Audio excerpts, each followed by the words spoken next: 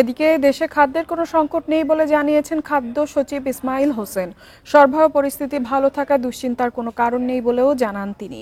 সচিবালয়ে খাদ্য সংগ্রহ, মজুদ ও বন্যা দুর্গত জেলাগুলোতে কার্যক্রম নিয়ে সাংবাদিকদের সাথে কথা বলেন সচিব। প্রিয় নম্বর সেট করে বিকাশে সেন্ড মানি করুন ফ্রি।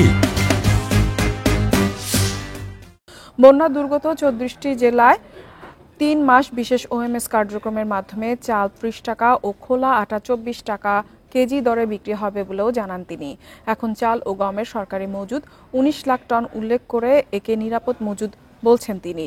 বিদেশ থেকে খাদ্য আমদানি প্রসঙ্গে সচিব বলেন, এখনো সরকারি কোনো ক্রয় প্রস্তাব নেই, সরকার সম্মতি পেলে কেনা হবে। গত বছর কেনা 50,000 টন গম নিয়ে একটি জাহাজ বন্দরে খালাসের অপেক্ষায় রয়েছে বলেও জানান খাদ্য সচিব।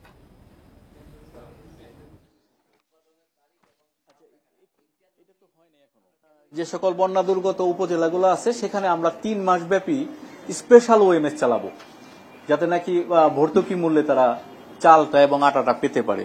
এটি আমরা 230টি কেন্দ্র চিহ্নিত করেছি। প্রতিটি কেন্দ্রে 1 মেট্রিক টন চাল ও 1 মেট্রিক টন আটা দেওয়া হবে এবং সেপ্টেম্বর, অক্টোবর, নভেম্বর এই 3 মাস আমরা চালাবো, এরকম আমাদের পরিকল্পনা। এতে আমাদের